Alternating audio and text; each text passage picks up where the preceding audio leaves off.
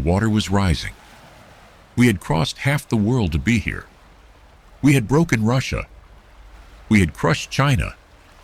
We had ridden under the Great Khan from the steppes of Mongolia to the gates of Baghdad. And then we sailed into a river in a country smaller than my home province, and the water itself betrayed us. This was the year 1288. The river was called Bach Dang. The Mongol Empire had just sailed 400 warships into a trap 800 years in the making. By sundown, not one of those ships would float. This was the third time the largest empire in human history had tried to take a small kingdom in Southeast Asia. The third time it would fail, and the man who broke them had done it before. Twice. His name was Tran Hung Dao, and this is the story of how a Vietnamese general destroyed the Mongols 3 times in a row. To understand what happened on that river, you have to understand who came up it. In 1258, the Mongol Empire was the largest contiguous empire that has ever existed. 12 million square miles, from Korea to the edge of Hungary. They had ridden through Kievan Rus and burned every city to the ground. They had shattered the Polish and Hungarian knights at Legnica and Mohi. They had ended the Jin dynasty. They had ended the Khwarezmian Empire. They were ending the Song. The first time the Mongols came, Tran Hung Dao was not yet a legend. He was about 30 years old, a prince of the Tran dynasty, but only one general among many. The Mongol force that crossed the border was a flanking column under Udyankadai, the son of Subutai himself. 30,000 veterans. They had been ordered by Mongol Khan to sweep down through what is now Vietnam and stab the Song dynasty from the south. The Vietnamese king, Tran Tai Tong, met them in the field and lost. The Mongols pushed toward the capital, Tang Long, and then the Vietnamese did something nobody expected. They burned the capital. They emptied the countryside. They vanished into the jungle. When the Mongols rode in, they found a city of ghosts. No food, no people, no supplies, just heat and the slow, certain creep of tropical disease. 9 days later, a Vietnamese night raid at Dong Bo Dao hit them while they slept. The Mongols broke and ran for the border. The young prince, Tran Hung Dao, had watched all of it. He had taken notes. 27 years pass. The boy who watched the first invasion is now a man in his 50s. Hung Dao Vong, Grand Prince of the Tran dynasty, commander of every soldier in the kingdom. And the Mongols are coming back. The Great Khan is no longer Mongke. It is his brother, Kublai. Kublai Khan, the man who built Beijing, the man who tried to invade Japan twice and lost both fleets to the divine wind. Kublai is furious about Japan. He needs a victory. And there is one small kingdom that has refused again to bow. This time the Mongols come with 300,000 men, 2 armies in a pincer. From the north, Kublai's own son, Togan. From the south, through Champa, the great general Sogetu. The Vietnamese called him Toa Do. And as the storm gathers, Tran Hung Dao writes a letter. It is called Hish Tuong Si, the Proclamation to the Officers. He reads it out loud to his commanders before they ride to war. It is one of the most famous war speeches in the history of Asia, and it goes like this. Often I forget to eat at mealtime. At midnight I pound my pillow, my insides cut as if by knives. Tears soak my face, for I burn with a single rage to flay the enemy's flesh, devour his liver, and drink his blood. The soldiers wept. They tattooed the words, Satat, kill the Mongol, onto their own forearms. And then they did what their fathers had done. They burned the capital. They emptied the land. They disappeared. The Mongols took the cities and starved. They marched south to find rice and found ambushes. The summer heat came. The mosquitoes came. Half the army went down with malaria and dysentery before they even saw a Vietnamese soldier. Then Tran Hung Dao struck. At the Battle of Ham Tu, Sogetu's army was scattered. At Tay Ket, Sogetu himself was beheaded.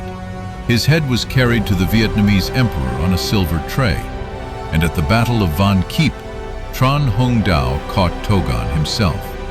Togon, prince of the Mongol Empire, son of Kublai Khan, escaped Vietnam by hiding inside a bronze pipe. His soldiers carried him out on their shoulders.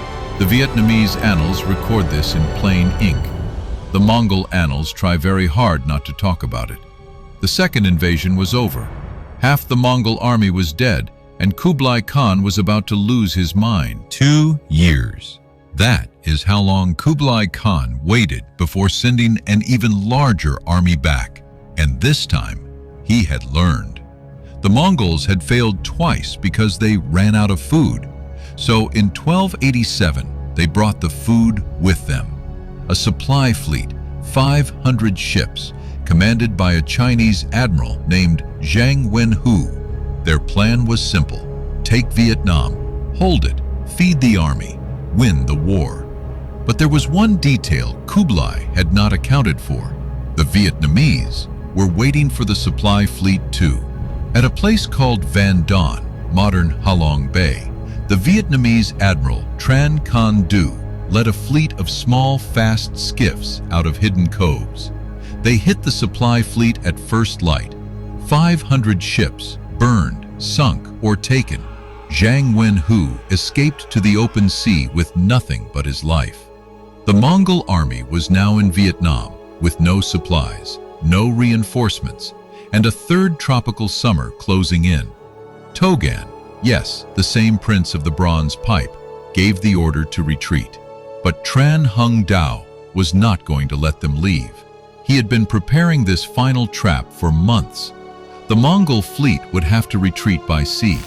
To reach the sea, they would have to sail down the Bach Dang River, and the Bach Dang has the strongest tide in northern Vietnam, 3 meters between high water and low. Tran Hung Dao ordered his men into the forest. They cut thousands of stakes, heavy ironwood, hard as steel, sharpened, tipped with iron caps, and they drove them into the bed of the river.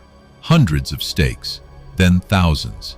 At low tide, they stood like the teeth of a sleeping dragon. At high tide, they vanished, hidden beneath 3 meters of muddy water. On the morning of April 9th, 1288, the Mongol fleet, 400 warships under Admiral Omar, whom the Vietnamese called O Ma Ni, sailed into the river. The Vietnamese met them. Light boats, skirmished, pretended to lose, fell back into the river, drawing the Mongols deeper, faster into the trap. The tide was at its peak. The stakes were invisible. And then, the tide began to fall. The first ship hit a stake and stopped dead. Then the next, then the next. Within minutes, the entire Mongol fleet was impaled in place, hulls splitting, oars snapping against the spikes. And then Tran Hung Dao tightened his fist. Vietnamese fire rafts came down with the current. The riverbanks erupted with archers. The Mongol fleet, packed shoulder to shoulder, impaled, unable to turn, burned where it stood. By the end of that day, 400 ships were gone. 80,000 Mongol soldiers were dead, drowned, or captured. Admiral Omar was taken alive and later executed. The largest empire in human history had just lost an entire fleet to a river, a tide, and a forest. Kublai Khan never tried to invade Vietnam again. He died in 1294, 6 years later. The Mongols would never again cross that border in force. They would never again send a fleet south. The empire that had eaten half the world stopped at a river in Asia. 2 places in all the Mongol storm stayed free. Japan, saved by a typhoon. Vietnam, saved by an old man with a map of the tides. Tran Hung Dao spent the rest of his life writing a book of military strategy called the Bin Tu Yu Luok, Essentials of Military Arts. Letters, histories. He raised a family. He grew old. In the summer of 1300, the young emperor, Tran An Tong, came to his dying bedside and asked him one question. Great General, if the northern enemy comes again, what is the supreme strategy to defend the nation? Tran Hung Dao did not say, build more walls. He did not say, raise more soldiers. He said this: ease the burden upon the people. Let the roots grow deep. Let the trunk grow strong. That is the supreme strategy to hold a nation. Today his name is on 1,000 streets, on warships, on temples, on the lips of 100 million people. Because 800 years ago, when the largest empire in human history came for his home, an old man with a map of the tides said no 3 times. I'm reading the histories Asia almost forgot. Next Saturday, we sail to the year 1597. 13 Korean ships, 333 Japanese, and a man named Yi Sun Sin. Subscribe, and I'll see you on the water.